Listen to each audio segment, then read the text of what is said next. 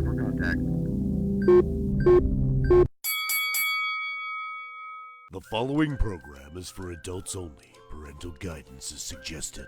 In other words, we're gonna be fucking swearing and talking about fucked up shit. Get your goddamn kids away! Leave me alone! And now it's Out and About with Jim Cook.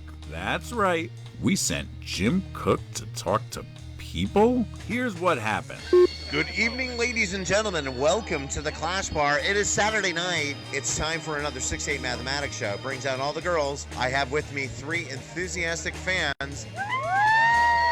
I didn't think they were actually going to do that. Say, what is your favorite 6-8 Mathematics song? The Warm Body song, which isn't recorded yet, is my favorite right now. Nice. If there was a food that turned you on, what would it be? Obviously chocolate. Pickles. If I wasn't broke, I'd buy you another shot. But pickles are erotic, right? Pickles are a wonderful thing. Only when you're eating them, not when you're smelling someone's breath. I think pickles between someone's toes is even weird. That's a fetish. Hey, Phil, do you like pickles between your toes? If you like pickles between your toes, boy, do we have a guy for you. I'm Jim Cook, and you're listening to Contempt. Why am I talking like I'm about to puke?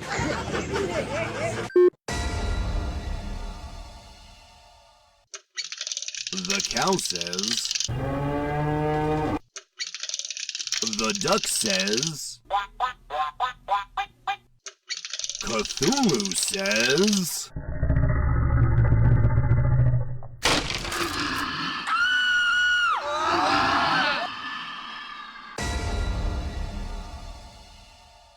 And now, Dick Cheney duck hunting in 2099. Oh, I need a new hobby.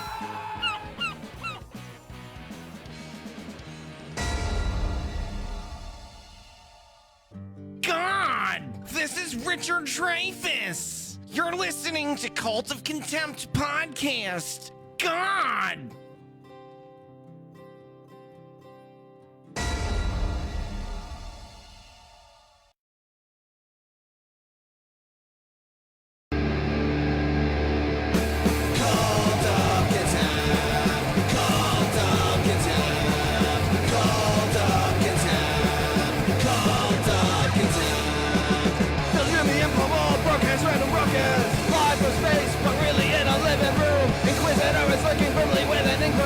It's time to name the asshole of the week soon. Cult of Contempt. Cult of Contempt. Cult of Contempt. Wednesdays at 8:15.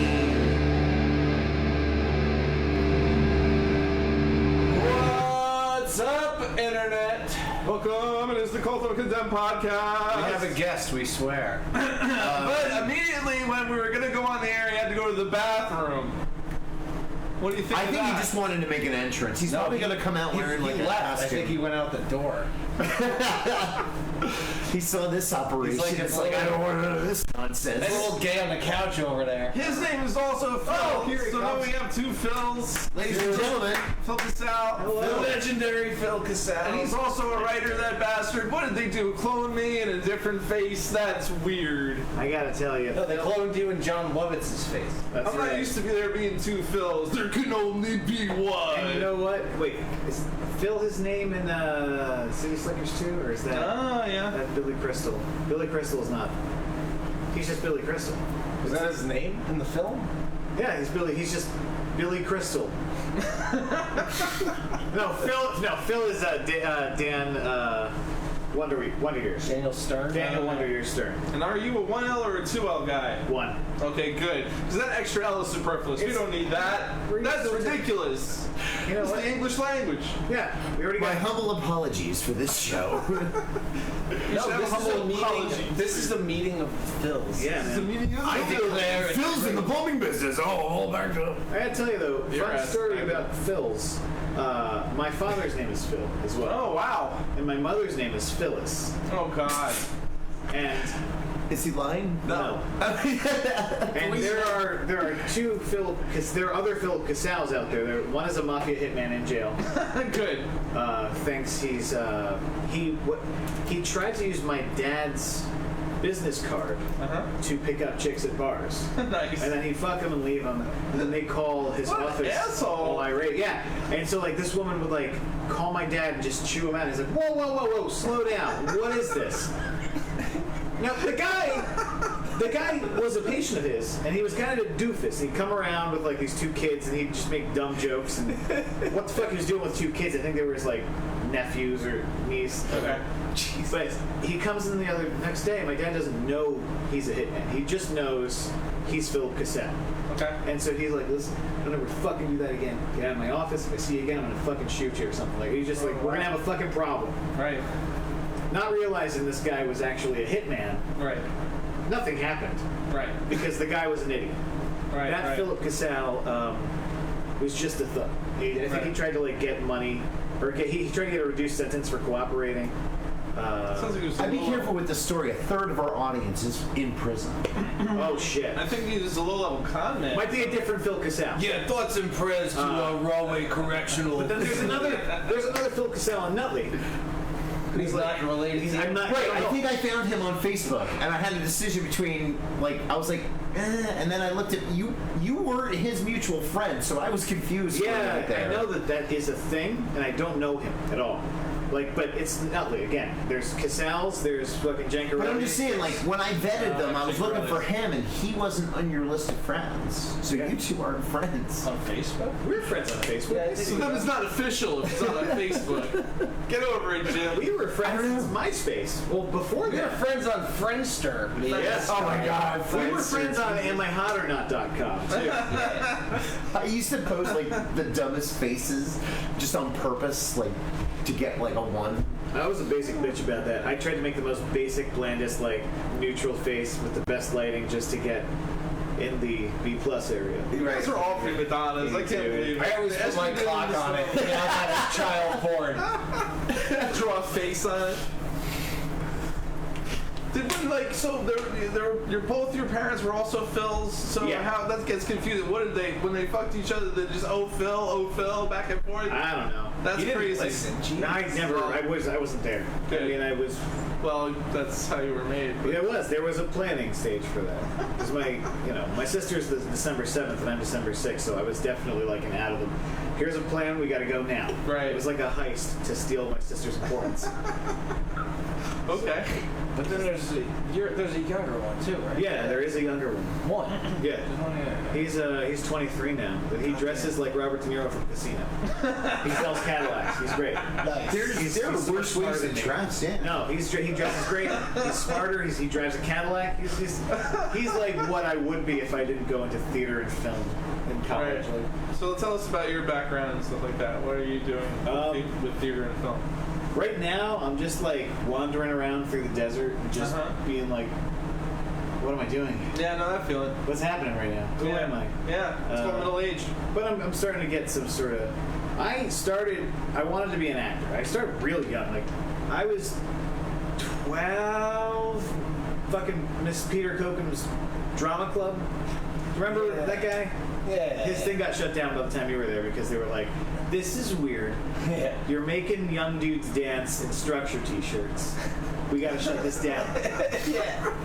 And it turned into something completely different. Like they're doing dancing to techno. It's like there's a play about competing fraternities. Dance break. The play continues. Dance break. The end.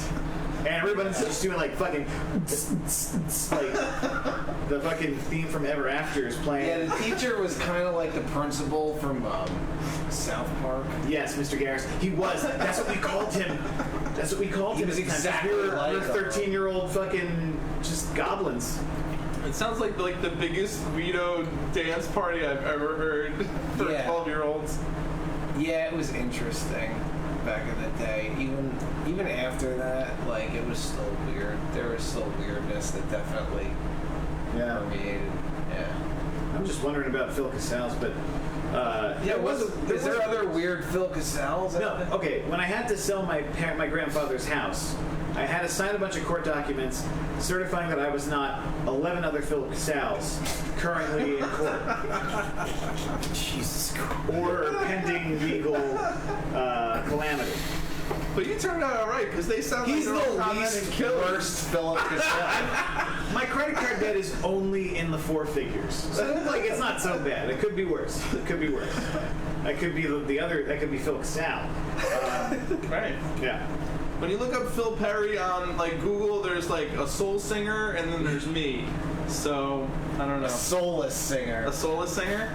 You don't even sing. I don't sing, but that guy does. He does a good job. Well, then he does that. So you gotta figure out another thing. I'm gonna do some soft shoe tap dancing. Yeah, that's what I'm working out right now. We're gonna provide a service. I'm gonna call that teacher you had because he could probably help me with that. He probably could. He posts a lot of. I friended him on Facebook. Yeah. For a time. I don't know how he's doing, but he used to post a lot of shirtless selfies. He's all jacked. He's real jacked. Yeah. He's doing. I mean, it looks like he's taking care of himself. Wow. So, good for him. Well, there's like, Weird. I don't know, man. I feel like there's weirdness. What kind of weirdness? There was like a is there? gauntlet of weird teachers I went through. Like I always thought Mr. B, the science teacher. Bertuzzi? Yes. Yeah. Very odd guy. Like a little odd. That's like the guy that's like, yeah, we're gonna go film a nature video, and I'm gonna put your penis in my mouth. Like that's kind of always the vibe I got from him. He always just touch your vibe. Yeah, but he always struck me as like he liked to mess with like certain students. But he might just be the funniest fucking guy He ever. was. Yes. He was, and it was great because then he would just get up on his table and do an impression of Mr. Leiber, who was a certified giant. Yeah, we had a guy who was like 6'9". Yeah. Wow. That was a very deep voice. What did he sound like Andre the Giant? Yeah. Science. Yeah, that's And so I saw him go into a war flashback, and I'm just like flip out. He started screaming at a girl like, "Do you know where you are?" Or like looking at him like, "What the fuck is going on?" Yeah. There was like, see, middle school was a weird show that was canceled after 2 seasons. I think around middle school. Yes. I think it was an experiment. They're like, Yeah. let's get this lady. She clearly has dementia, Miss Harris. Oh God, she taped a kid to a desk. Yeah, nice. She got fired for that shit. Yeah. That's awesome though. Why did she tape him to a desk? Because she's an asshole. No, that kid was an No, asshole. he did. That was the first time I got drunk. I slapped him in the face because he was like, I can't feel anything. Holy shit! So I was like, oh, and he couldn't feel it. Was he just like sitting there mouthing off and she just walked over with the duct tape and like had at him, or? No, I think it's he was being wild, and so she just decided to do it, and everyone watched. Yeah. Dude, we just watched and jerked off. That was the other thing. There was a lot of public masturbation in middle school. Yeah. A lot of. Oh yeah, definitely. That's when you figure out where the National Geographic. It's like a BDSM session right No, there. our middle school is just nuts. Everybody, like from guidance counselors, Yeah. like, everybody down. Mr. Cummings, he was useless. I don't know what he did. I just, he had a lot of portraits of volleyball teams in his office. Yeah, because he's the volleyball guy. That's his legacy. That's his own Yeah. VB, motherfuckers. He had a lot of that. Mr. Mully, he died just as you got there. Yeah, we did. He was my math teacher the first year, but he was real sick. I think he had cancer or something, and he had a gimp. And because we're all insensitive and being sniped at ourselves, and we all made fun of him behind his, because it was, felt bad about that. But What were you, 13? 12, 13, yeah. Yeah, you can't be sorry for shit like that. Yeah. You want to hear a weird story? We had mechanical drawing. Did you have that in middle school? What the fuck was that? We had to like draw like houses and shit like that and figure out the measurements. It was like mechanical before you even had computers. awesome. And our fucking teacher was like a fucking Nazi, and if you didn't do it right, he would scream at you in front of everybody. So one day we were supposed to have a sub, but they forgot to put a sub in our class, and there was a bunch of tools in the back. So we took apart all the mechanical drawing desks. And when he came in the next time, there was just a pile of wood in the fucking corner. And these were like really expensive desks. They were like slanted and stuff like that, and they had like a slide. You didn't rebuild it, did you? No, but we got chewed out for like the whole period. And we put you up to this and this and that. And we were just Back laughing. in the day, you could take the ball out of the mouse. Yeah. Just made with screws. Just bounce it around. Or like, well, actually, it was pretty heavy. You couldn't really bounce it. We would just fucking take it out of the mouse and. You have Miss Cleary, right? Oh yeah, Miss Cleary. That is the first boss. That lady, yeah, she was like this like skinny little like 105-pound lady with what looked like a behind. chihuahua, like a little like fucking Shih Tzu's like corpse on her head, like, just like posed in a shitty way. And she was like a chain smoker too. You'd always see her outside fucking smoking cigarettes. She looked like it. Like she was very like skinny and gaunt and kind of like withered. But she was so mean. She was like Mr. Burns. Yeah, she was so mean. She threw a mouse at a kid. She didn't get fired. But I think like tenure. Yeah. Well, no, she would fucking freak out. Like she would grab your hand. Well, no, yeah, she would grab your hand and just like on the mouse and just like slam it down on the thing. Yeah. But there was a kid in our class that he just took a bunch of the mouse balls out.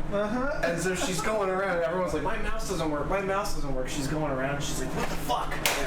Banging the mouse on the table, and then he just dropped them on the floor. Like a bunch of them just rolled out, and she flipped out. She's like, Scott, get the fuck out! Like the flip, like just kick the kid out because he's like cracking up. Like, that was what that.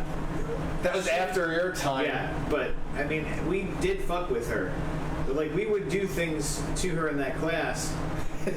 Or like we would just do things so slowly. Like we would just either like just do things slowly or do things like do it very fast or try and like get 3 steps ahead of her in the activity, and like but it would still just drive her mad because like after a while.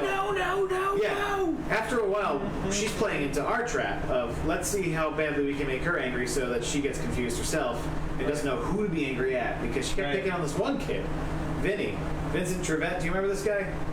Vaguely. Yeah. I think we're still friends. I don't know. But yeah, she used to like yell at him until he was like silent and like red, and like just like eyes bulging, like shivering. Yeah, she was a monster. Then I had her for fucking 8th grade math. She taught math. She against anyone's judgment. Yes. Oh, God. And yeah, that one it would take me 2 or 3 minutes to get out of my seat because she would zone in on me. And I think like honestly that is one of the reasons I probably like to this day I'm deathly afraid of being unprepared for things or just like humiliated. That's how they taught us in this town. They just humiliated us. Like in 4th grade, I was walking around my trapper keeper and some papers were sticking out. And my teacher just looked at me and she goes, you're a disgrace. It's like, wow, that's uplifting. Like Miss Carpenter. Which school did you go to? I went to Radcliffe. I had Mrs. Sauter. I didn't go to Radcliffe, but I heard about her. Mr. Sauter. Mr. Sauter, okay. Fucking her husband. He's like a nice guy. Yeah. Miss Sauter is a fucking cunt. I heard stories like in study hall. Radcliffe kids would tell stories about her to us, like people who didn't go. So she was a crazy woman. She had something with her eyes, or like she had a weird stare or something like that. Oh boy, did she have a stare? She stared at you like Norman Bates. Like she stared like through you. Jesus Christ. God. Yeah. It was powerful. Oh man, we had Miss Carpenter. She was mean. She was just kind of like really short hair, and she smoked cigarettes like everywhere. And didn't eat at all, right? Didn't eat, didn't know. And then one day while I was drawing Wolverine on one of my papers, she was like, "You're manifesting into a being or a state below us all." Holy shit! I was 9. Holy shit! Wow. You're manifesting into a state below us all. Yes. Holy fuck! That sounds like some liberal elitist shit. Like, like the band side of them. It was just Wolverine. It was just Wolverine. You know what? I was That's like a douche. Were you drawing the muscles? Yeah. She probably thought you were gay. Oh. I got that too. When I was in like grammar school, like drawing fucking people like. I think that's why people thought I might have been gay, because I was always drawing jack dudes. It's so funny because I'd heard that when we first met, but it was like whispers, but it wasn't even like. yeah, he's gay. And I was like, why? He's like, yeah, because, well, look at him. Like, he's wearing a leather jacket. Okay, yeah.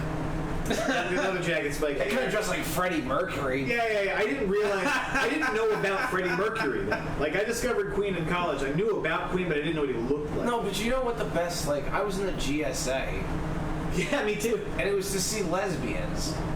That was my high school motivation. I wanted a Chasing Amy moment because I was a kid. I'm old. What's GSA? Gay Street Alliance. Yeah. Now it's pretty it was like a team. Back then it was like, well, I'm on this side and I'm on this side. Well, let's be friends. And now it's like, oh yeah, you just have gay friends. But back then you were on a fucking team with them, like an alliance. You were like fucking Frank Sinatra standing up for Sammy Davis Jr. at a time when he really didn't. Yeah. It was like the Civil War. I actually ate at the comics. steakhouse that it was called the Golden Steer in Vegas. And as the story goes, they were the only place in town that would serve Sammy. So then when Sammy Davis Jr. started to get some heat, his career was taking off, he brought all his friends there. Pictures all over the place. Yeah. The downside was they left the stools intact from like, the 50s. And like, so you sit there and you're like, there's like nothing there. So you're eating your steak like this. Yeah, oh, it's terrible. They finally did revamp it because I was there for my 40th. And, but I always thought that was a really cool story. But I didn't know Sammy Davis Jr. was gay, though. No, he was like, no, he was. You just saying, like, standing up for the oppressed. Yeah. It was just like, that's right. It was just, oh yeah, it's the right thing to do. Let's do this very strongly. Let's all shake our heads too and move on. Hey. No, I was shaking my head at that. Come on, you wanted me to do impressions. I know. I learned something very important about you today. At one time, you were confused as gay. No, I was I was always presumed to be gay. No, but here's the thing. My sources were jocks and jerk-offs. Yeah, but here's the thing too. Like, I fingered half of their girlfriends. Yeah. Nice. So that's why they would say that. I fingered them with my penis. Right. Wait, Penis fingering. A penery. Right. Is that how you stayed pure? You just fingered them with your penis? No. And you know what, too? I never gave a fuck. Like, I always just did whatever I wanted. If I wanted to wear makeup, I was like, whatever, I'll just wear makeup. You had a lot of black. Who's gonna say shit to me? Nobody. Like, they're all gonna say shit behind my back, but nobody will be like, you look like a faggot. And then when they did, I go, so do you. And they would just be like, oh, whatever, and fucking walk away. And like by the fucking second year, like, nobody gave a fuck. Yeah. Like, that was the best part. Except then this one kid came that also wore makeup, and he was like an asshole and started problems with everybody. So then all of a sudden it's Who like, was it? this kid Brian. I don't know, he was young. But he was like a fucking cunt to all the other kids. So then, like, they're like, oh, well, that kid dresses like that kid, so he must be an asshole, too. So then I graduated and didn't deal with that problem anymore. Right. That's good. Do you want to have a bet of the over-under how many years it took him to graduate? High school or college? I think, Paul, that... I think I did 4 years high school, probably 6 years college. 10? Wow, yeah. But you were doing it on your own, though. I was there for a decade. Wow. I took 3 credits every semester. He's fucking... It's a long game. No, it took me 5. It took me 8 or 7.5. Where'd you graduate from? Montclair State. Theater and filmmaking. BFA. Have you made a film? Yeah, in college. I've shot many videos and sketches. What's your favorite thing that you shot? Favorite thing that I shot? I don't fucking even know. Well, I was only vaguely a part of it, but my sketch team, the Foolhardy Manor, did a one-shot Birdman parody called Bird Manny, and it was about Annie. And so it was a single take of like a frightened understudy getting into character, having to get like, she gets walked through the stage, like the grips rope her, she gets sat down in front of like an intense makeup artist, they shuffle her out, they move her to the other thing, she gets put on her costume, her mom comes up to her, that's me, and I played her mom, and it was based on a sketch we did live, but we wanted to jazz it up, and so we have the soundtrack, like that, all that, and it was one perfect shot. Like we did it like the Russian Ark movie. Yeah, we did it 3 or 4 takes. Or the Lucas with the lid off video from the. Yes. I I feel so good. Yeah. Yes. Of the ones that I've shot, the one that I liked that didn't really track was I don't even fucking know. It was like I'll tell you the worst thing I did. Yeah, tell me the worst thing. The worst thing I did was My Dinner with Cthulhu. It was just, I wanted to do a parody of My Dinner with Andre, but the mask is wrong. I didn't really study the source material enough, and I didn't do it in, like, time, like, that it would have taken to do it right. And for that, I'm, like, sort of pissed at that. But no, like, when I finished with my film major, I made this, like, a movie called The Boy Who Cried Zombie, about a hypochondriac. I was pretty proud of that because it was like 15 minutes short. I shot it really well. I shot it well enough where the douche bros who ran the department at the time were like, Phil, how did you do this? What is this filter? What did you use? And I edited the whole thing on Sony Vegas. Nice. Not any of the other shit. I was taught Final Cut and fucking Avid when they had the dongles, but everybody would steal the fucking dongles. My department was in utter shambles. Yeah. I graduated William Pash in 1998. They got Avid 1999. I should have went back to take the class, but I never did. And that's how it is. Montclair is like a fucking fortress of progress now. Like all those buildings, they look like they're on fucking like the clone planet and fucking Attack of the Clones. I went in one that looks like it looks like some crazy shit on the inside. Like it's like 1 million floors. There's like balconies. It's like what the fuck is this? Like why wouldn't they just make this floors with more housing? Like I don't want to gatekeep. But when I was there, I got my pizza from ex-cons, and I sat in a brick tomb and rented over the phone to theater companies that knew I was just going to damage the props, and we paid up front anyway. And then we drove there with printed out map instructions. And they looked at the box as if they were never going to see it again, because they didn't. Because we destroyed everything. Someday, some kids are going to hear this recording and they're not going to know anything that you're talking about. No, they're not. That's the best part. Fuck those kids. Yeah. They're fucking idiots. I don't want them anyway. Yeah, they're fucking zeros. Like, I feel like I can now own millennial.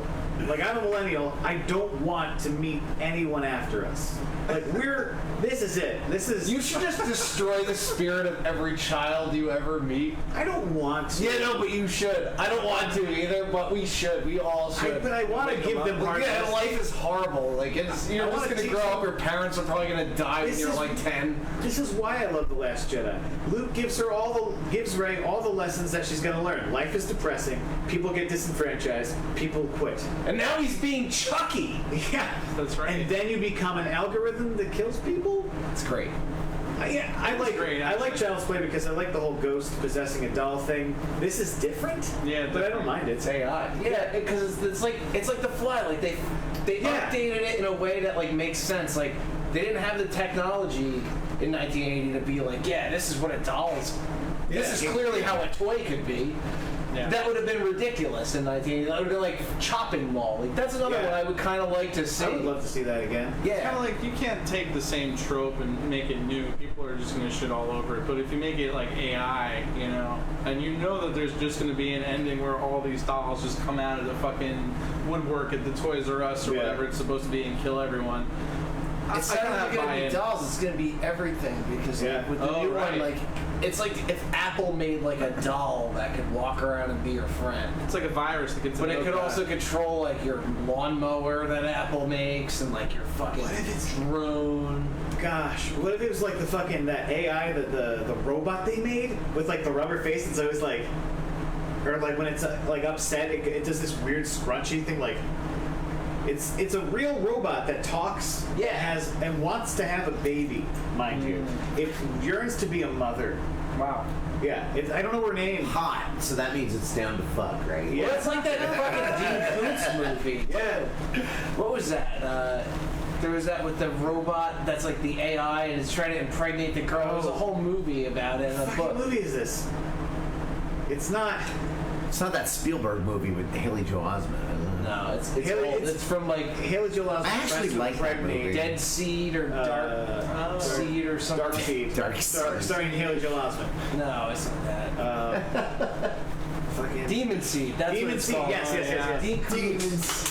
Dean Koontz. That's the guy. Dean Koontz sucks. Fuck you. Dean Koontz is the man. Phantoms. You. Phantom's blue, right? That was Dean Koontz, right? Dean Koontz just Oh, pumping Ben him out. Affleck though. Ben Affleck was the bomb in Phantom. Oh, get your own material, Mauled. Nothing fucking that piece of crap. You're trying to make him be Batman and now I'm out.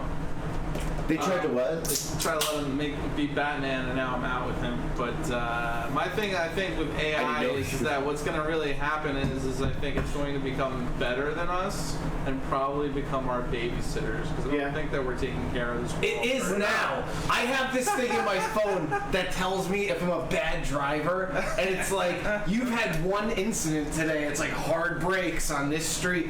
I have a B. For the record, it has declared me I am a Class B driver. I'm fine with that because I was a. What is this at? It's for Progressive. Snapshot. Okay. This episode brought to you by Progressive Snapshot. Now they have to pay us. So you're like on the the best. You're like on the Bombay level of driving or what? Like where are you at? Like No, I'm good. I only have You're like okay? usually like one incident every like 2 or 3 days, and it's usually either a fast acceleration or a hard brake. I'll take it. Yeah. So if you, so now the insurance companies are monitoring your driving. Oh yeah, that shit will tell me too. It's like, yeah, you were on the phone for like this long, but it doesn't. That should be illegal. We should turn against this. It doesn't. No, it doesn't penalize me for using the phone. Right. Front row. Yeah. No, it doesn't, because I use it hands-free anyway. So it's not like I'm picking up the phone and playing with it. All I'm saying is that you're giving a company the capability to find shit that you're doing wrong in real time and charge them money for it. I'm also giving them the capability to find shit that I'm doing right. True. 95, 99, 100% of the time. Like, last time I got in a car accident, that motherfucker hit me. Right. But I don't know. I would like discretion to be up to like me. I get a fucking discount for that. I don't think they can really say, "Oh yeah, you signed up for this thing, and now we have to charge you more money because No, you're a shit not driver." yet, but there's mission creep, man. That's how all this shit works. They get you used to something, then they take another little inch, get used to something else. It's like putting a frog in a pot of water. And It's like putting a frog in a pot of water.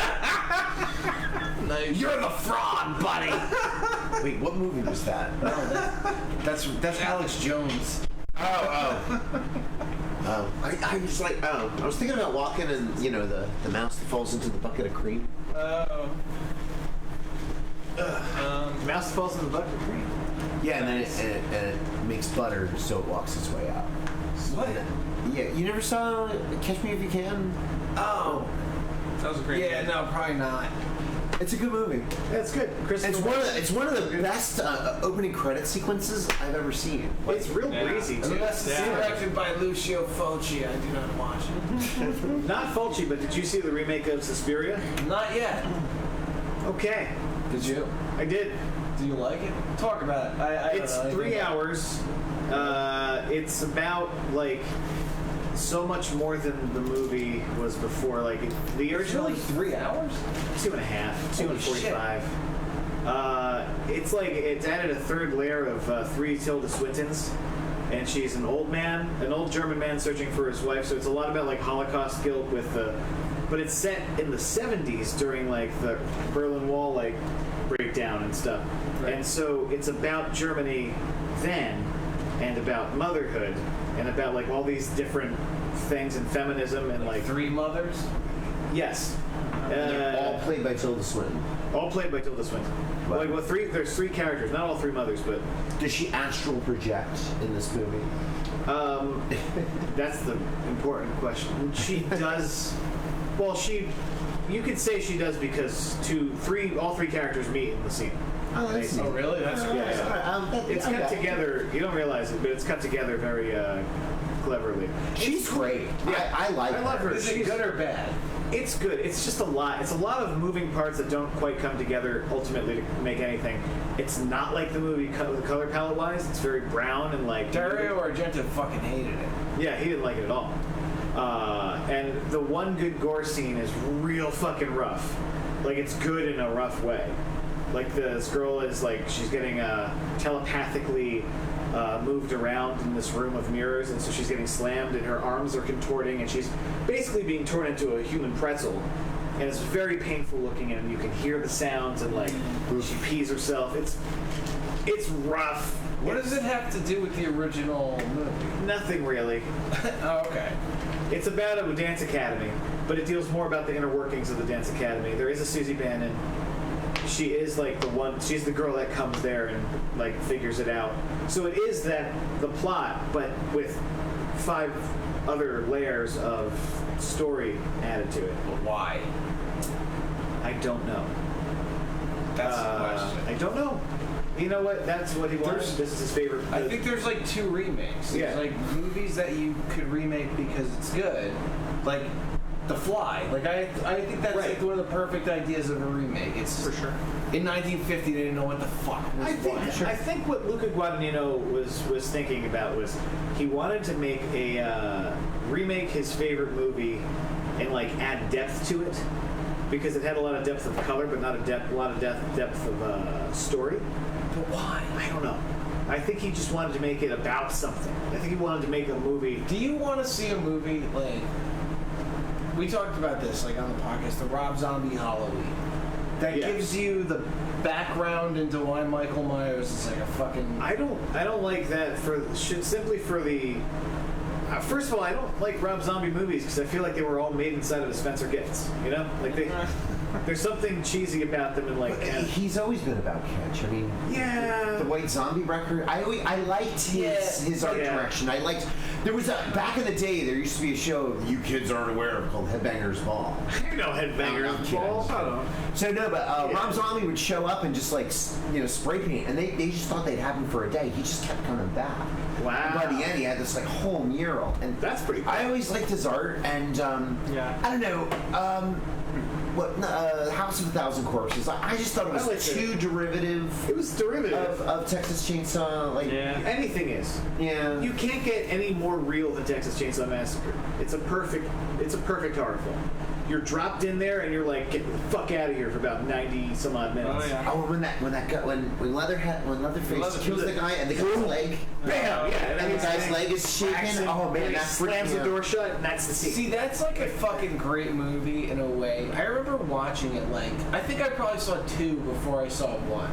Texas Chainsaw 2 with Dennis Hopper. He's like fucking dual wielding chainsaws. Yeah. It's like, oh, this is fucking great. It's a Camp Honest. The first one has to be amazing. And I watched the first one and I was like, like what is this? Like this is like hard to watch. But then it's like, well, they made it for nothing. Like when you find it out, it's like, oh, this is like really they made this with nothing. They paid John Larroquette with like $20 and a beer.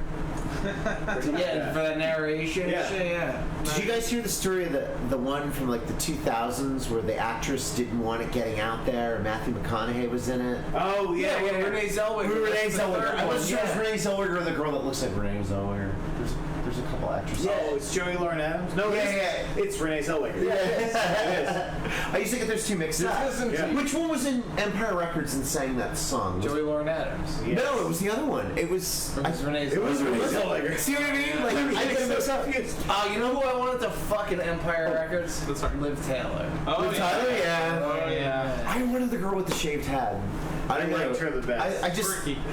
I don't know, like, I like to be able to have a conversation with somebody after I fucked them. But that girl, she was probably just, I'm so sad, I don't want to deal with that. What about Rex Manning? She's hot. I would totally do Rex Manning if I could get tickets. Nice. We're all unanimously agree we would all fuck Rex Manning. I hope you're not listening, Rex. He's not real. Who's Rex Manning? Empire Records. That's in the movie. Oh, he's got a day named after him. It was Rex Manning Day. He was the celebrity that fucked Joey Lauren Adams in the back. Oh, speaking of celebrities, you hear Ricky Schroeder got arrested for battery. It's Rick Schroeder now? No. I call him Ricky. When you get arrested for battery, it immediately goes back to Ricky. Well, was it a poor version of battery? Was Metallica upset? No, he was I'm sorry, that was a terrible joke. Yeah. Who did he assault? A woman or Yeah, probably his guy? wife. Yeah, I think it was domestic assault. Okay. Domestic battery. Why don't you just domestic battery? She called him Ricky, I think. Yeah. Now he's always. That's not my name! Smack. He sounds like Dreyfus. You act like you were born with a silver spoon in your mouth, Ricky. Silver spoon. What was that dumb movie he was in when he started his career where he like cried for 90% of it? Little Lord Fauntleroy? I don't know, he's like in the woods with an old man or some shit. I don't know. I don't know that I've seen this one.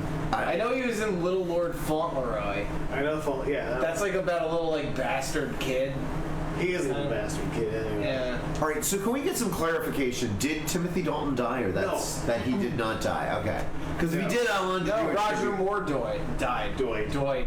Roger Moore died. I loved him in Spice Girls. He was just so fantastic. Now, I liked View. I think View to Kill was one of my favorite Bond movies. Okay. Because Walken was great villain. When he throws that guy out of the plane, that was crazy. But at the end of that was like the end of Roger Moore's tenure. His face looked like a tree. You could tell how old he was by the rings. He had these weird it was time to remove. At least they gave him a send off. He grew like his third face on top of two other ones. Oh yeah. He was kind of smooth. He was more of a gentleman. I feel like later Bonds were more kind of like bruisers and stuff. Later Bonds were just kind of like, hey, fucking suck my cock. Essentially, yeah, that's all they were. Daniel Craig.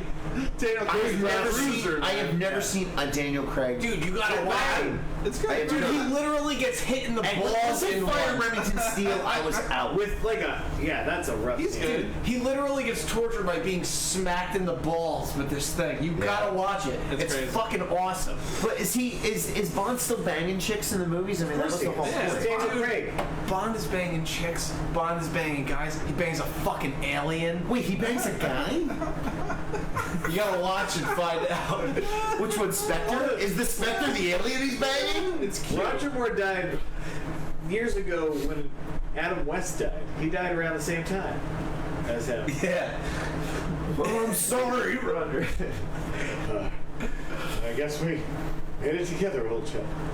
Who are you? Do you remember meeting Adam West? Yeah, he completely fucking ghosted on me. He's a cunt. Yeah, I was dressed up as Batman. Mind you, I was a little heftier at the time. I was working out and also eating and not doing cardio. So How old were you? I was like 21. Oh, okay. And I got like a spandex Batman costume, so I was like a sausage.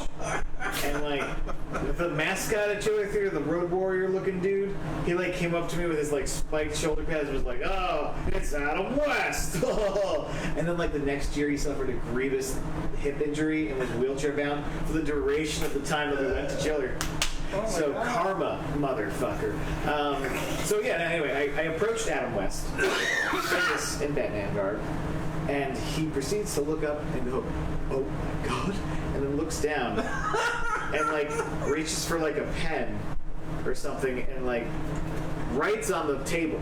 Like he's trying to pretend that he's doing anything else than acknowledge Batman in front of him. He's busy. And this goes on for 2 minutes. Oh, God. 2 minutes, and I'm trying to get his attention, but at this point, the line had opened up for Joe Pilato, and so I had to go see Captain Ritz. Joe Pilato, rest in peace, just passed away. Yeah, he was good. So you're sitting there like, oh, Mr. Batman, I'm so happy. I'm so fucking excited. And he's like, oh my fucking god, He's not again. Matt Purcelli has a picture of him counting money while Matt's standing there like he's doing like, Adam West is like counting money and looking at people say they love Adam West, but I've only had He's a fucking asshole. I remember asking him like, hey Adam, how much is a picture? He's like, oh, well, it's $10 for a picture, but it's $25 if you want me to sign it. It's like, what an asshole. Right? Yeah, you know what? I just want the picture. I bought this from Adam West. He didn't sign it. Fuck you. Right? Best thing Adam West ever did was die. Oh my god! All right, a little much there. That's the guy wearing the classic Batman shit. Yeah, no, that's a joke, you know. I love Adam West. Yeah. I rock Adam West. That's my favorite Batman. Me too. I like the. I don't know, my favorite has to be Main. Dude, well, no, like really, like I think that's my favorite. Like imagining kind of in a way of like the way the characters would at least look in the real. Yeah, well, it's a pop kitschy feel too that now is. Then was like, wow, that's silly. Now it's like, that's great because nothing looks like that anymore. Right. Well, the thing was, all right, there was a particular period of time in DC where Batman stopped looking, dark and had that, he had the style, he had the smile. I forget like the artist, but there was a particular artist. They were talking about it on Comic Book Men. Oh, he's kicking ass and smiling while he does he's it. dressed as a mummy, or he has and a that's when rainbow. they added Robin and stuff, because the character was alienating the kid audience. Yeah. And in those days, you had to throw a teenager in. Yeah, he was definitely the teenager. Yeah, so it was like, or a 9-year-old boy. So I think a lot of that show was based on that particular era of the book to get kids to watch. You wanted eyeballs, and that's why Frank Miller's All-Star Batman is like the greatest thing ever. Where he's like, "I'm the goddamn Batman." Like that's his line in it. And like he just like tortures the fucking Green Lantern in like a yellow room. He paints himself yellow. They just like beat the shit. What book was this? Frank Miller does like a Batman. Frank Miller lost his fucking mind in the aughts. And he does which one? He's it's written like 11. All-Star Batman and Robin, I think it's called, and it's like fucking insane. Where he like slaps Robin in the face, like I'm the goddamn Batman. But they're dressed like the fucking old school, like, kind of like 60s-ish Batman. Like they look like he's blue. He's not black. He's blue and gray-ish, but like All-Star Superman is the flip side of that. It's like they nailed Superman. It's a good Superman story. This is Frank Miller being like, "Get off my lawn." This is Frank Miller being like, "Yeah, get me paid." I gotta find this trade. Literally he says, "Are you retarded? I'm the goddamn Batman." Yeah. Yeah, that was Frank. Yeah, and he's fucking up the superhero. So it's like House of Babel, where he knows how to defeat everybody. That's what I love about him. His determination. I mean, there was a direct cartoon called Doom, which was basically based on the book House of Babel, where he had files on every member, but he just wanted to neutralize. Vandal Savage, who's this immortal who is a pest to the Justice League over the years, and he knew about the file and then sent Mirror Master in to encrypt it. But Batman, anytime his files are stolen, he's got a homing beacon on them, of course, because he's Batman. Right. Because I'm Batman. Do you guys ever see that? How it should have ended? Yeah. Oh my god, it's really funny. It's this anime thing, and it always ends with Superman and Batman hanging out in this like coffee shop drinking coffee, and Batman does all this cool shit. Anyway, what do you have going on? Right now I have a few things. I am a part of a sketch comedy wrestling federation called Extremely Serious Wrestling. Where can we see this? You can see this at the Pit Loft on 154 West 29th Street in New York between 6th and 7th. That's on, I almost said February, May 24th, Friday at 10:30 p.m. I found out these, when I was in Lost in LA, I had followed a friend of mine who used to write for the WWE, Jen Bloodsworth, and I saw she was doing this wrestling thing, and her character is fucking awesome. They're like evil nuns, the Bad Habits. Nice. Amazing. And they have this guy called Abstinek. He's like their third guy. It's great. She's Mary, and then Mary Jane. She's got red hair, and Mary Jane has green hair. And I wrestled my first sketch comedy match with them, and I was wearing a horse mask, and they had to help me guide me through it because I couldn't see dick. Because if you ever wear a horse mask, you can only see out the little mouth hole or nothing. Not really. I even cut a hole out of the mouth, because there's an extra black around there. So just didn't do anything. But honestly, like when you're in the ring and you're running around and people are walking around you, you're just. It's a real ring. It's like a legit ring. No, it's like it's some mats and some cones but we're not actually hitting each other, much like wrestling. I mean, physics is still real. I'm still taking moves, but like we're doing the moves and not making contact with the punches. And it's more about the characters and the story. Like it's way less physical. Although as a person who's never wrestled, I do like to take safe moves from actual wrestlers who will not hurt me. Right, because I just want to know what it is. And that's Right. Sometimes you gotta take a hit, man. Yeah. It's take your art. I agree with that too. You know? It feels good. It feels good to get beat up and have a beer afterwards. I missed out on this entire part of my life because I'm afraid of confrontation. So this is it for me. But I play my real character is Captain Romance. He's a fuckboy. Is that why you have that cool mustache? This is it. I grew it so that I could be him. He's got. Yeah, he's just kind of like Captain a sailor's cap and a singlet. Yeah, Captain Fuckboy. And it's really fun. He gets beat up by like women and anthropomorphic trees, and he like the last few months I've gotten like choke slammed by a tree. I got slapped across the face by a fitness instructor who also then put me in a surfboard. Yeah, it was cool. God, that move where they get your arms and then they like just push you up the wrong way. It was fun. Oh Christ! I like the physical. Like when I started doing sketch comedy, our team was very physical. Like we used to make sets with our bodies. We used to make like spaceships with our and just like work together to make animals or wardrobes and like really dynamic physical stuff. And it was like 50 to 75% of the fun of doing the show was the exertion and just throwing yourself into it because you're not thinking about it. Like if I'm doing a sketch where it's, oh, hi, how are you? Blah, something weird. What? Something weird, part 2. Hey, stop saying something weird. All right, I'll stop saying something weird. Blah, punchline, part 3, blackout. That's just like, I'm just going to be thinking about the laughs, thinking about the beats. But if it's like, honey, we got to get ready, and then this guy takes a shower and he goes through like we all run to form the door, we shut it, we're in the shower now, we've run to this thing, and like we're nailing it. Like I'm committed. And like we do like some real emotional, stupid sketches with. They're not stupid. They're actually very awesome.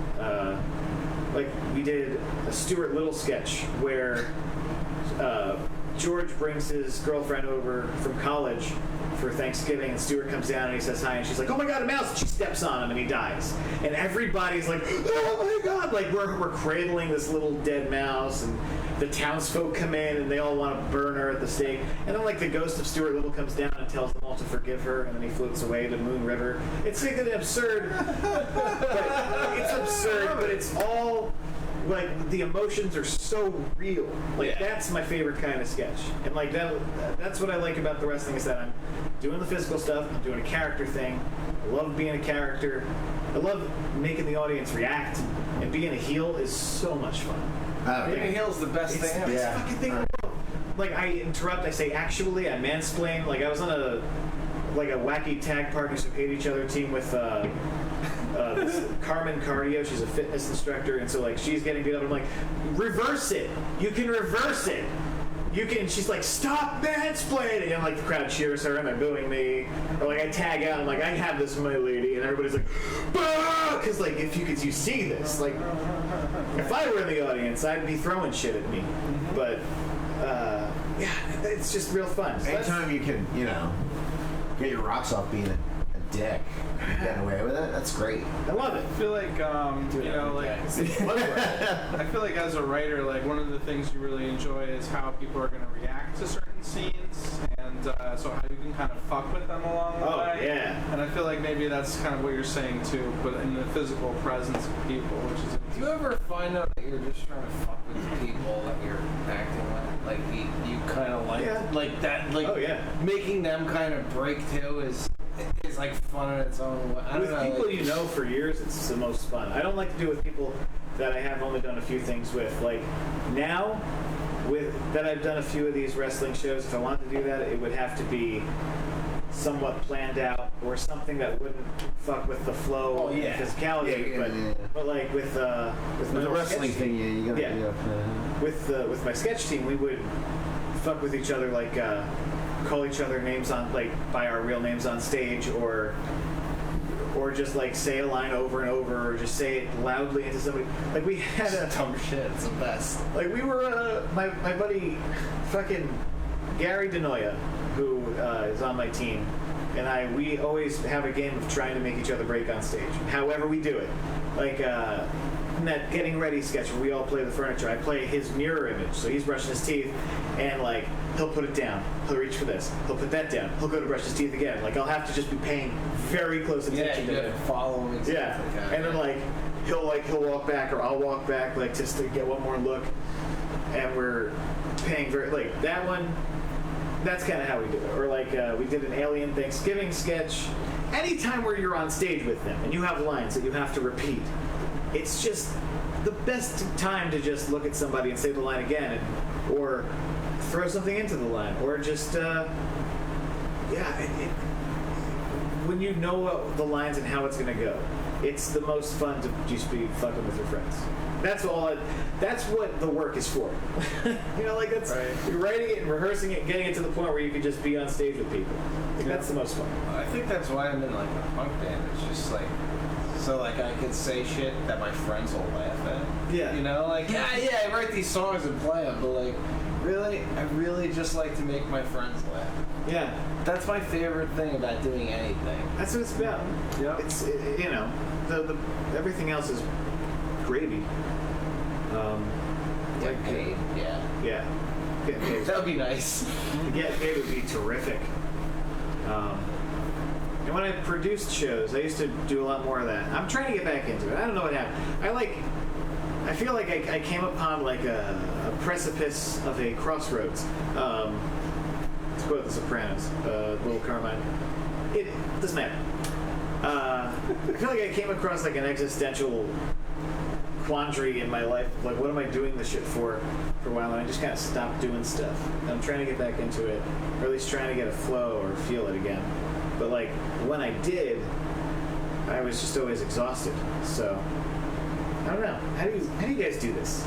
You have to find balance between for me, writing is a very solitary thing, so you have to find balance between like doing that and spending time with people, and like being outside and shit like that. And it's really hard to find that balance. But I found that balance. I would do a lot of productions where I'm doing the voices and skits and finding the sound effects and everything. But then I decided, I was at the Clash Bar one day and I had my phone as a voice recorder, so I started interviewing people. So, like this week I did an Out and About. What's funny is I can crank out the stuff that I write and do the voices of a lot faster than having to go through the raw of what works. Because then I make a rough one and then I cut it down because I try to make it as tight as possible. He's very demanding. He's the worst boss ever. I think you're very demanding of yourself. Oh, I am so demanding of myself. You seem detail-oriented. Still rough around the edges. That's my still. Yeah, but every week the video intro is getting, it's like more and more, whether or not you know it or you think you're putting more work into it, it's like there's more shit being shown. And for sure. There's still more editing happening. I'm figuring things out like, he's using the kind of like the other version of Sony Vegas that's like the movie studio one. Yes. And it's kind of like, all right, I'm using a place. I'm using a play school editing program to work my way. No, this is not a tool But the thing to be is, ashamed of. The thing is I know how to cut because I was a straight cut editor for NBC, MSNBC for years. You should never really meet. It's just that I never. I kind of became a lazy freelancer and I never learned the linear, the non-linear, and then I got a temp job. I got this sweet gig in Livingston, like pretty much babysitting this handicapped guy whose father was like a legacy of the firm. And and I was just kind of the gopher. I would take hour-and-a-half lunches, sit in fucking Borders and read comic books. That's how I caught up with Marvel Universe and got into the Civil War, Secret Invasion, House of M, the whole bit. And so I just said, fuck TV. Because I didn't like TV news. Because like I'd sit there and there'd You be were this, there right before it changed. Yeah, pretty much. Like, I was. It was It got so many people I know, like all the audio guys I know too. They all learned on DAT tapes and fucking. Oh yeah, and it's like, and then the next year it's like everyone got Pro Tools. Yeah. And fucking. That changed overnight. The minute I finished my fucking student film, my last one, it all changed. It all became a completely different thing. We all kind of got fucked like that. Yeah. We need to have like him and I don't know, George. Anybody who's ever like made stuff, we should have like a gala 2-hour extravaganza of us watching all our old shit and call it like douche chills. Best thing I remember the best thing I made. Best thing I did was a web series very recently with my friends. Well, 2 of them. One with my friends in California called Indignation. It was about like just 3 idiots that create a micronation. We're micronation. Yeah. Holy shit. But we're idiots. Yes. Oh, like the Twilight Zone episode of The Simpsons? Oh no, like you can create. There are many micronations within this country. You can't legally create a micronation, but people just do it. And what they do is they just stake out an area. This is my country. Rural territory, or there's a famous one called Sealand in England, which was basically a platform for anti-aircraft guns. And this family in like 1950, he was doing like a radio program, the dad, like a pirate radio program. The BBC was going to shut him down. He just moved his family out there and took it over. And people have been living there ever since. And I think they're like an internet hub now. I actually wrote an article about micronations. There's like 250 in the world. So, I mean, yeah, England doesn't recognize them as a nation. No other nations recognize them as a nation, but they recognize themselves, and people think that's cool. Do they have like buy shit from them? But you still have to pay taxes, right? You can be like a baron of Sealand, and if you pay them like $40, they'll send you like a certificate with a seal on it and shit like that. They have meetings of micronations too, right? Baron of Sealand. Yeah. You're a baron of seamen. I'm a baron. You must bow to me when I enter the room. So yeah, like everything that we've made, it would be like, so it's you made stuff, I made stuff, he made stuff, and then other people, and then all the Pro Tools happened, and then we're like, oh well, that was. But I got news for you. That's gonna change again now. With computer stuff coming in. What do you got? What's going on? What's coming in now? What am I doing? I don't know. What's this new computer stuff? I'm just saying, like with AI and stuff like that, it's just gonna change the game. Yeah. So basically, we're heading for what became WALL-E, right? We're all gonna be just fat and skinny. It's like if you look at the end of the 19th century when like the steam engine and like trains and electricity and phones and all that changed everything. We're basically going through another 19th century, only with robotics and AI and computers and superconductors, hopefully green energy. Yeah. But they say in like 10 years, 20% of the jobs in our economy will be gone and done by AI. And like next year, easily. Yeah. A computer could easily fucking do graphic design. But also lawyers, doctors, mechanics, pretty much anything. Yeah, doctors is going to be a weird one. It's all going to be Star Trek like. Yeah, it's going to be Star Trek like. Pretty. I look forward to that. But what happened last time was, if you were like a blacksmith and the car came in, you became a car mechanic. So it was basically kind of the same thing. But now, who knows? So you. Oh. Do it! I was just saying that all the blacksmiths became car mechanics. Like, some jobs went away, like, there's not that many horse whips around anymore, but, other things will change over, and some things will just be eliminated, I think. But unfortunately, there might be more jobs eliminated. But if we had, like, universal income and shit like that, people could just make their own businesses and stuff. I had to do some business this week. Business? You know what I had to do this week? What's that? I had to collect my piss. Nice. For Lab-core, right? 24 hours I had to pee in a jug.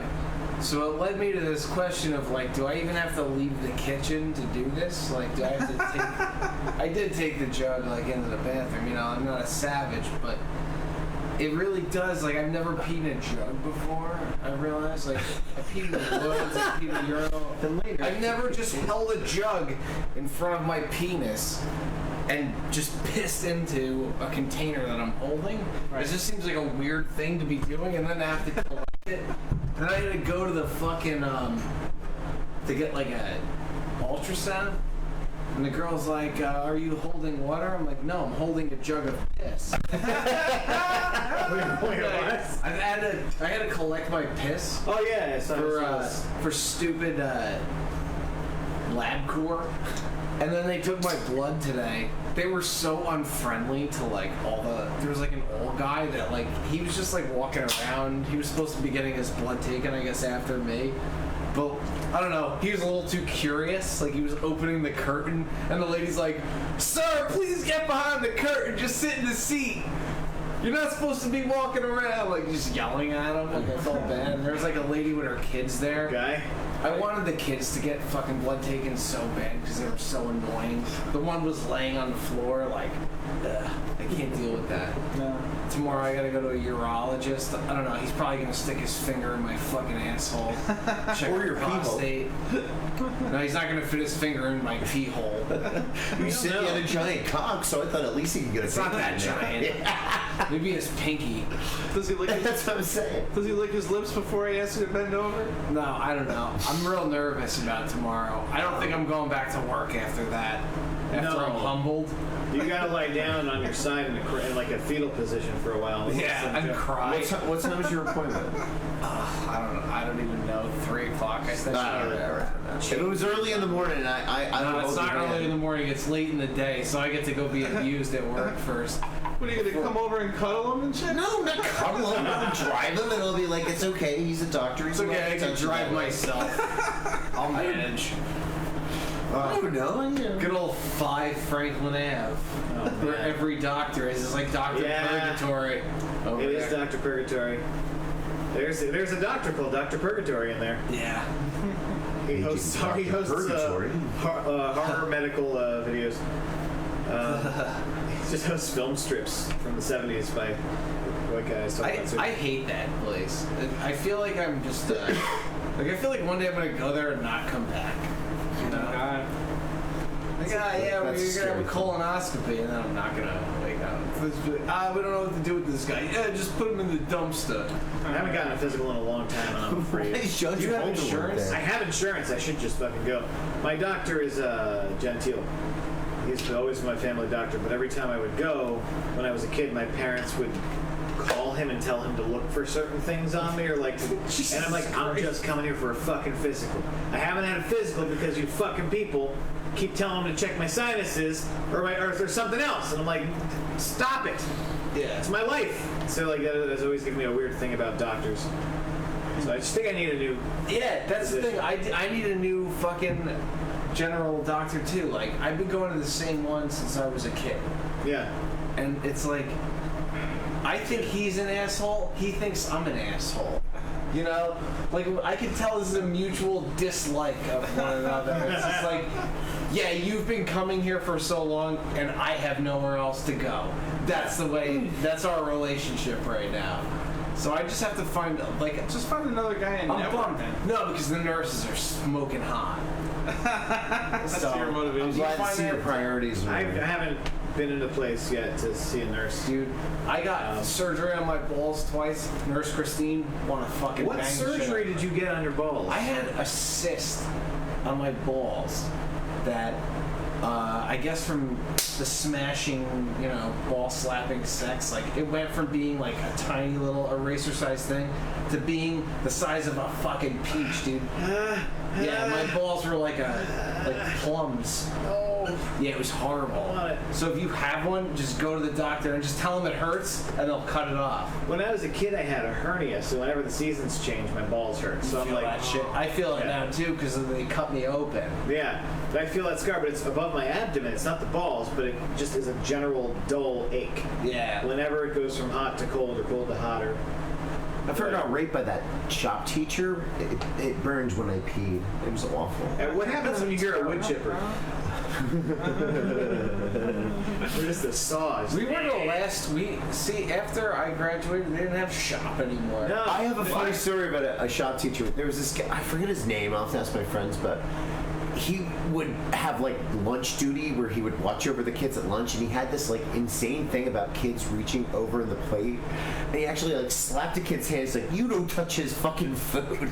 Wow. And then his catchphrase was, "Does your mother love you?" He was fucking out of his mind. We had Mr. Retz, and all he would say was, "What?" Like he was just an old tin robot from World War II, from Alex Ross's World War II, and he like the shop closed down because he shut down. Like his gears finally like dried up. They named a college after me, but now I'm not alive. And then he was a beautiful shop project. He died in a perfect position. Yeah, the new guy, I briefly substituted in that. Briefly. Did you really? Yeah, and I got kicked out. And I'll tell you why. Because I told a girl that she won't amount to much because okay. Kids are very sensitive nowadays. So this girl was calling this girl, one girl named Jasmina. The other girl was this fucking dumb basic cheerleader broad with like fucking pink sweatpants and her football boyfriend, and they were just picking on this girl, calling her Jazweeva. Of course they were. It's fucking Nutley. Most of the fucking kids there are racist to a 50 to 75% degree. And so, and I'm trying to tell her, they told me before I came in that you have to like watch her, get her to shut up because she's crazy and she'll stop the class for you.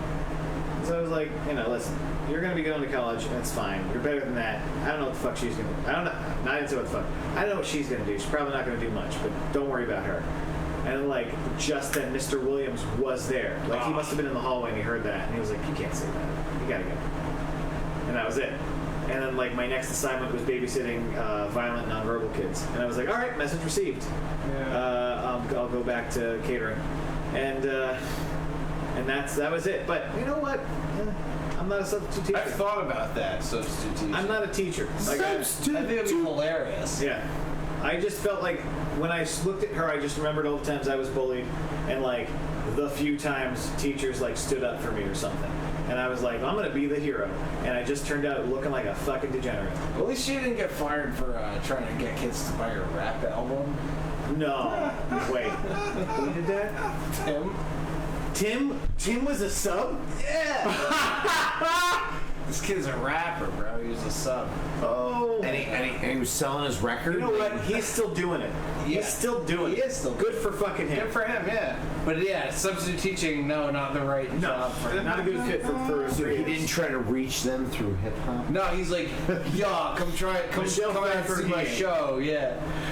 He fucking... Don't worry about it, you're being underage. I'll get you a drink. Yeah. Yeah, that's a weird thing, substitute teaching. I had to go back to the high school one time. I was working for NJ Hometown. Yeah. I was taking pictures. No, that guy, I don't know if that guy's even alive anymore, but I had to go take a picture of a girls' high school basketball game.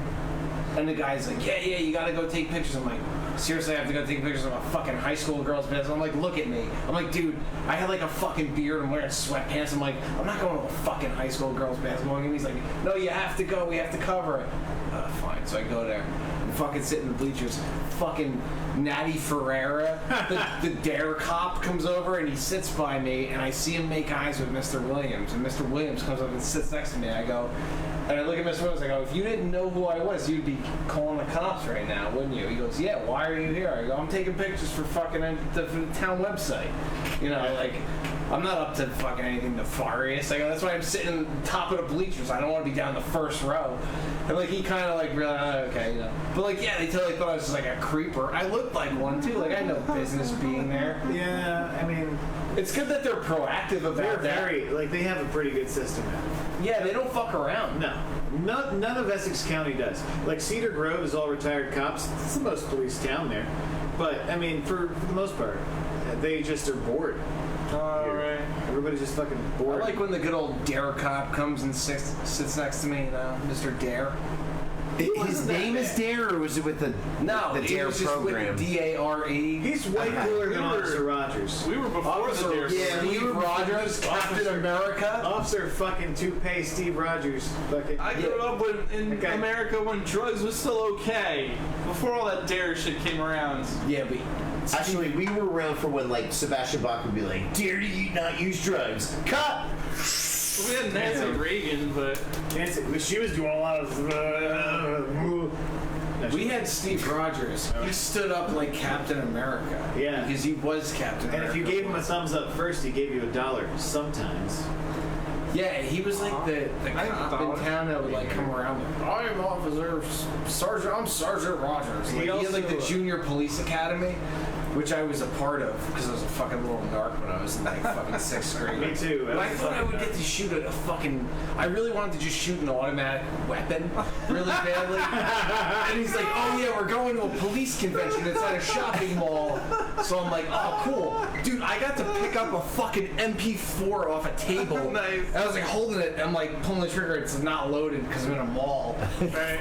But the fucking 90s were awesome. 90s were pretty damn cool. How often did you get to go into a mall and just pick up a fucking... Actually, after 9/11, Never. there were cops with guns at the Willow. Oh yeah. Mall, Yeah, they had the same fucking gun. That's the one I picked up. It has a handle, a clip, and then another handle. And wasn't there like maybe 10 years ago, 15 years ago, there was like this rash of mall shootings, so they started. Yeah, always Short Hills. Short Hills. Yeah, it was Short Hills. Yeah, because that used to be the fancy mall until the mall shooting. In my day, it was a police convention. Yeah. And they brought the Junior Police Academy there. And you know what we did at Junior Police Academy meetings? We would watch silly voices. Those world's craziest police chase videos. Oh yeah. He would just play that, but turn the volume off and like, you see this guy here, watch him, and he would just narrate it. Sergeant Rogers, he was great. You could see him on Fox News sometimes. Yeah. He turns up. He put my brother through hell because my brother got into a fight with some other kid, and they like reported it as an assault, and so my brother had to show up in court for like 5 years. Shut up. Jesus. And just like it was this continuing thing where they kept pushing it back and pushing it back and pushing it back, and he had the power to turn it off, and he didn't because because of some stupid shit involving stuff in Nutley, because that's Nutley. It would have gone away if it was some fucking Parisi or some shit. Too soon? No, it's never too soon. But, I mean, it's the truth. I don't know. Officer Rise, I'd love to be a taste in my mouth. But Natty Ferrera was always a sweet guy to me.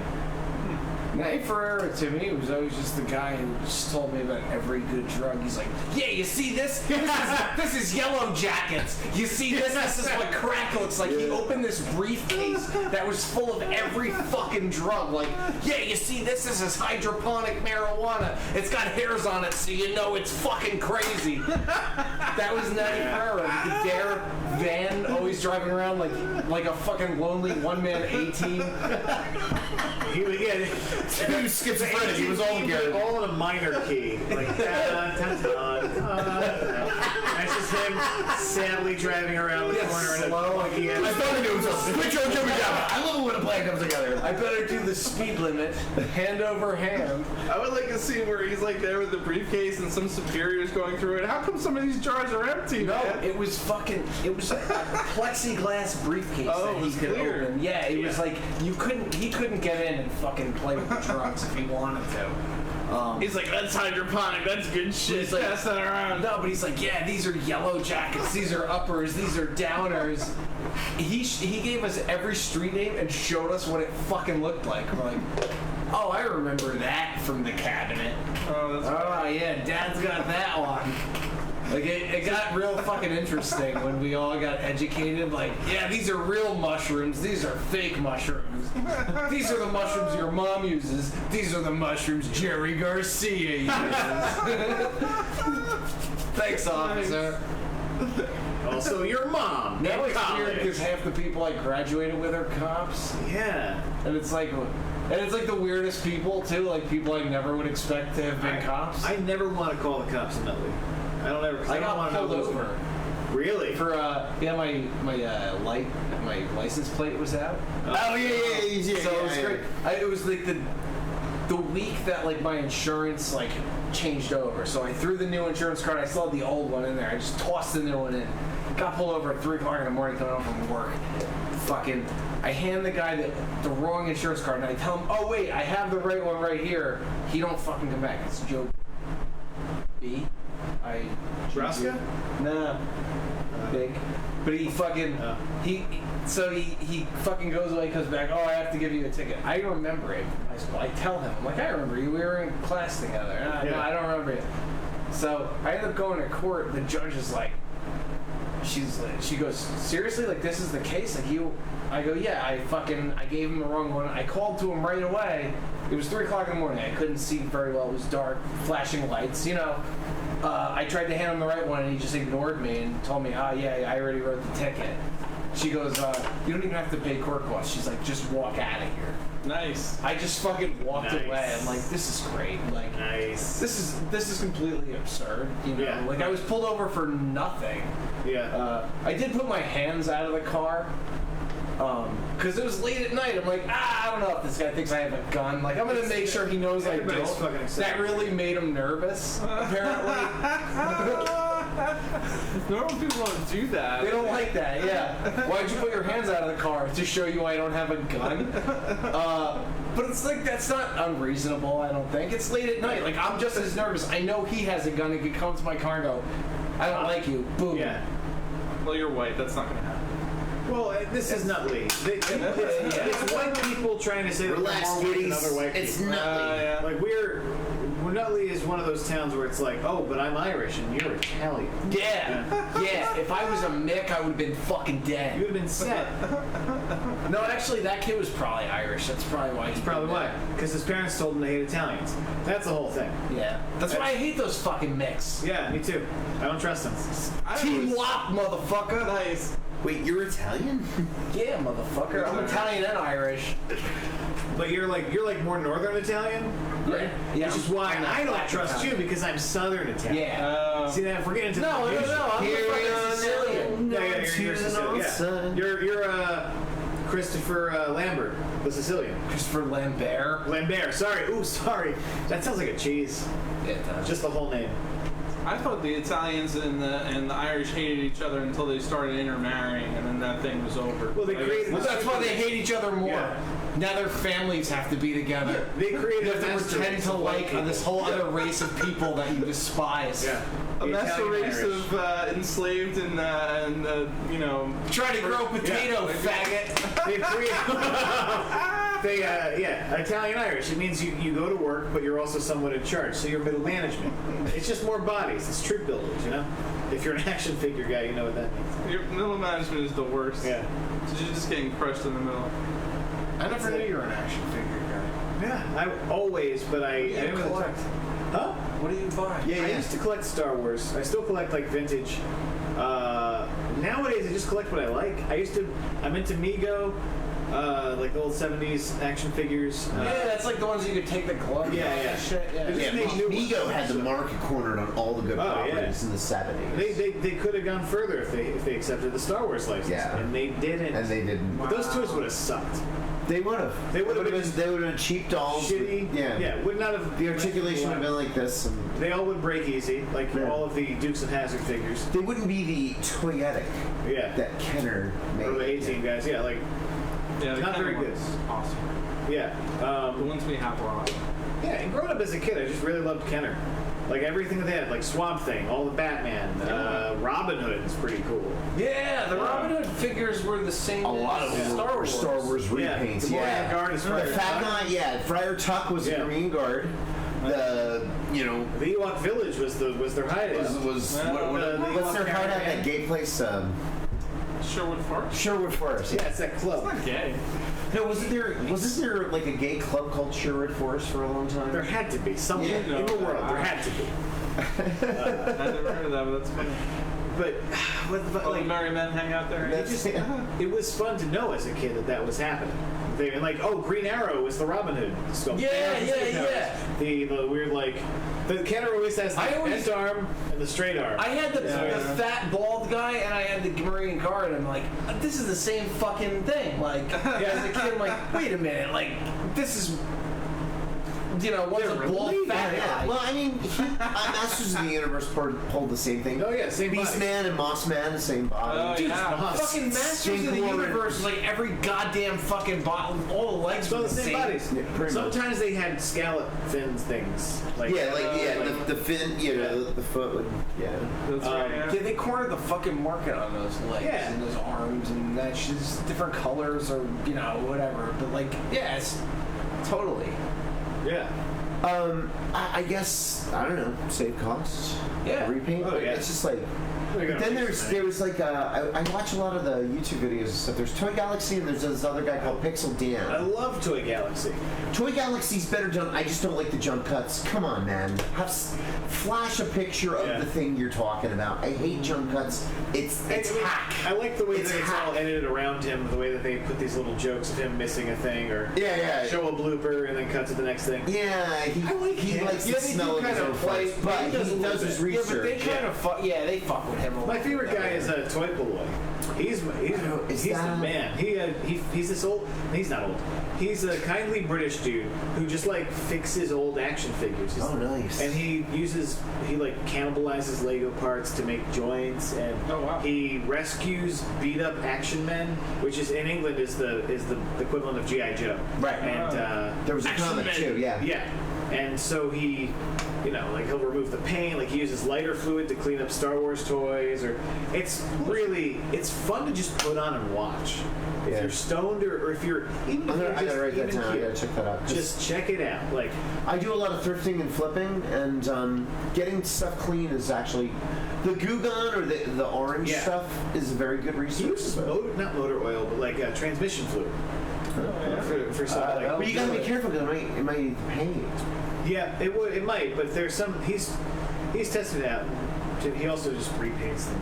Yeah, he's probably got the skills. It's all for display purposes. Like I know that a lot of people frown upon that. Like they just want the condition as presented, but like if it's for his own personal collection, why not? Like I wound up with a bag of just various action figures, and a lot of them were like G.I. Joe knockoffs by this company called Chat May, but there's still a market for them, but they suck. They're terrible. Their articulation. But people like that shit. Yeah, so Instagram sales is so weird. Have you ever seen like any of those accounts that just sell action figures?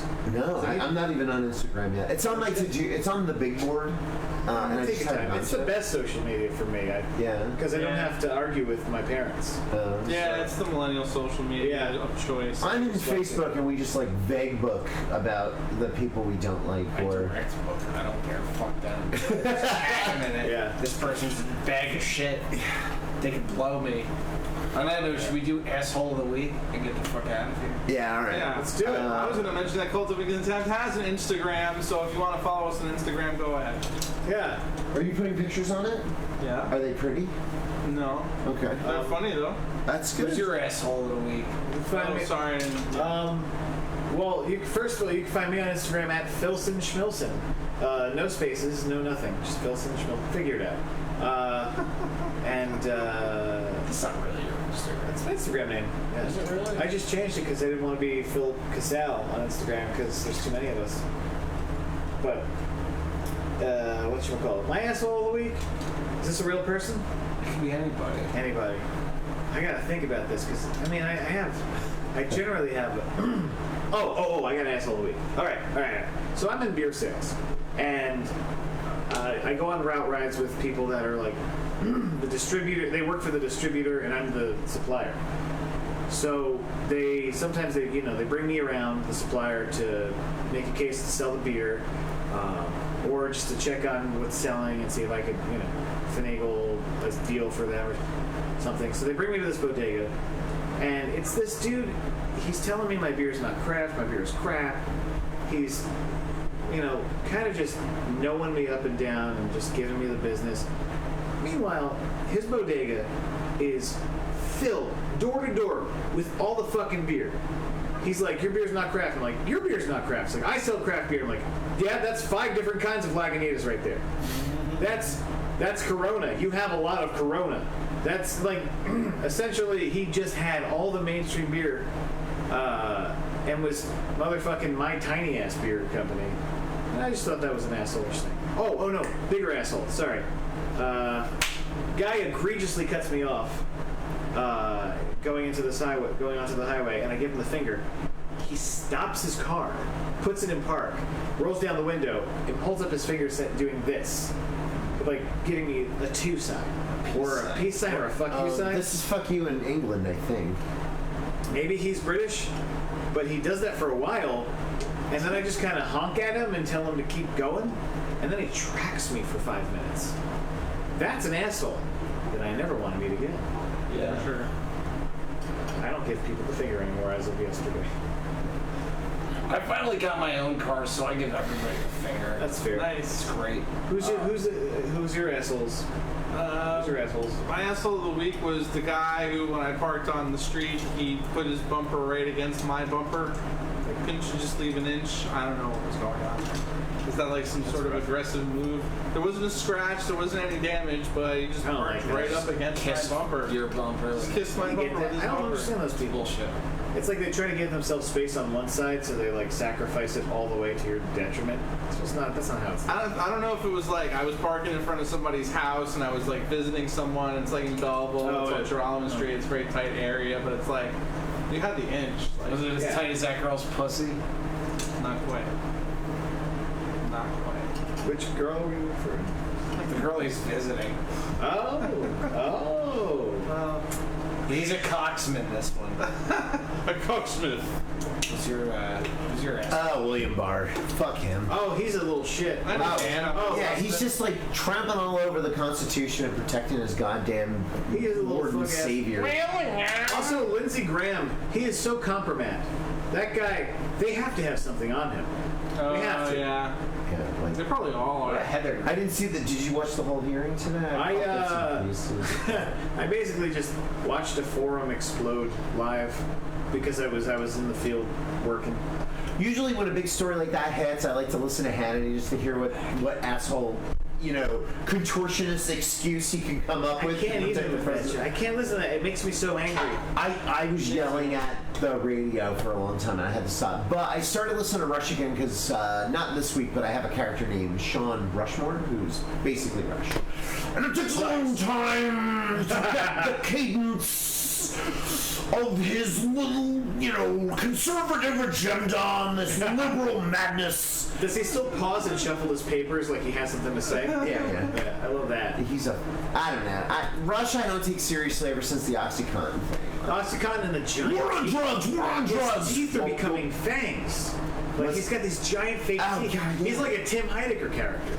He looks like, except way more out. But I don't know. But I don't know. We could probably get rid of Trump in 2020, but I mean, he did obstruct justice. Not gonna happen. It's not gonna happen. I'm sorry to say. You could, but it's not gonna happen. I want to believe. Well, because the Democrats can't get out of their own fucking way, and I'm fucking stuck in the middle with you. We broke Joe Biden being touchy-feely. Yeah. But people are doubling down on him. I don't understand that. I don't understand that. A lot of staffers know that he's touchy-feely and direct the women to leave when he's around because he's going to grab them. He is a fucking maniac on the loose with those fucking... Now, as I said in a past episode, my wife's from Delaware. The Bidens are known in Delaware. And I was on a trip with my father-in-law and my mother-in-law. And we passed by this corner where all his family died in a car accident. Oh God! So he's probably touchy-feely because he's got some issues. But go to a fucking shrink. You can't be a public figure doing this. Yeah, it's not right, especially in the Me Too movement era. You gotta know. And the way he manhandles the women, it's awkward. I don't like that. It's like you get manhandled like that when somebody grabs your shoulder and moves you around. It's like when you're a little high kid. school, Miss Highland. Oh yeah, the teacher did that. That's exactly what I'm talking about. That's fucking Moko for me, man. She was fucking my grandfather. Couldn't give me a goddamn lead once. Come on, man. Come on. Make me the preacher in Footloose sucking my grandfather. I'm sorry. Nothing. not sorry. I'm not sorry. I'm not sorry. It's nice you're, for 20 years. you just got points. You Yeah. you got my vote to come back. It's his call, but you got my vote to come Yeah, back. let's talk about this guy. This is a pleasure. You guys are real nice and courteous, and you guys all got fun things to say, and you listen. We try. That's great. I'm gonna give my asshole in a week. Give it. I think it's my general physician. He's just a fucking cunt. He's got hot nurses, so I'll give him that. You know, like, the third biggest killer in this country is, like, medical malpractice, right? Like, yeah. You Yeah. need to get, like, a good doctor and maybe not worry so much about When I was little and I couldn't read, I thought it was called malpriest. But that's a whole different thing. No, that's the thing that's been happening at Holy Family, and Shut up. a few of them, like, or either I think 2. I'm not gonna look it up, but 2 or 3 guys were caught. That's where I went to CCD. Me too, Sister Angelina. I right? never fucked Sister Angelina, but I No one definitely did. could have. And no one wanted. I wanted. I mean, I would have proved Why it. can't we as a country just logically just invade the Vatican, steal all the artwork, sell it, and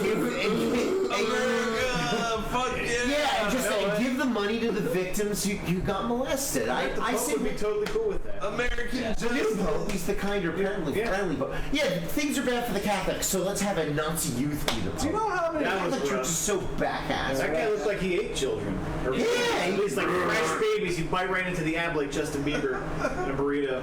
Just Fuck like right the Catholics. I'm like a million other people. I'm a recovering Catholic. Me too, but they still vote in this country, and there's still a hell of a lot of them. I know. Yeah, but yet when one was a president, we shot him. That doesn't make any sense. Yeah, well, I was... Hey, if he was a 70 fucking years Mex, ago. if he was Italian, it would have been cool. Don't go south, Mr. President. That's what they would have said. That's what, I don't know why an Italian man said that to the Italian president who was just shot. I think the whole Kennedy thing was Marilyn Monroe was banging gangsters and banging the Kennedys, and the gangsters got pissed off. So that's it. They killed the Kennedys. Well, there's a theory- But Mick Jagger said, after all, it was just you and me.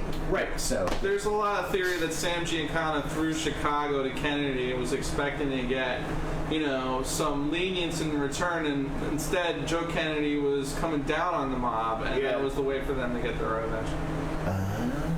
That's one theory. One quick story about Robbie Roberts of the band played a club in Texas that literally had a tree through the roof. So there was no way to really lock this place. This bar in Texas was a dump. So they had to stay there with guns to protect their equipment. And it turns out the club was owned by fucking Jack Ruby. Oh shit! Not surprised. Robbie Roberts is like the Forrest Gump of the rock and roll. He was there when Dylan met the Beatles. Like, to be a fly on the wall for that? Oh my god. Dylan thinking that they said, it's such a feeling that your love, I get high. It was like, hey, let's smoke some weed. Yeah. That's where it began. That's where they took off. I don't know, is that movie where Tilda Swinton plays Bob Dylan with Kate Blanchett? Oh, Kate Yes. Blanchett. It is. It's Tilda Swinton, does she only play men now? Yeah, apparently. Both every wonderful British actress goes through a phase, or Australian, sorry, Kate, goes through a phase where they play a man. That's a few the times. hottest Helen Mirren has ever been. Yeah, she plays a man. Helen Mirren plays a man? Yeah, she's in the new Star Wars movie. She plays Grandma Tarkin. No. Wait, how? What are you doing? Yeah, stop. I hate you. I fucking hate you, Paul. Damn you, mold! I'm gonna incorporate that into the intro. I mean, it was smooth. We're getting out of here. All right, bye everybody. Thanks for having me, everyone. Good fight, good night. Hug your dolls. They need the love. Yeah, hug them. Fucking jerk offs. We love you all. We don't. Paul doesn't. We hate you. Sometimes I dream that you're dead, all of you. It's a love-hate relationship, mostly hate for Paul. I don't know where the Are we still outro on? is. Yeah, we're still out. But Okay. I could say it live. Could you? Probably. Oh no, here it is. Bye. Bye. Bye. We hope you enjoyed our presentation of Cult of Contempt podcast. If you have any questions or comments, or want to hear your band on the show, just write us at cultofcontemptpodcast@gmail.com or check us out on Instagram or right here on Facebook. On behalf of Paul and Phil, I want to thank you for listening. We'll see you next week at 8:15.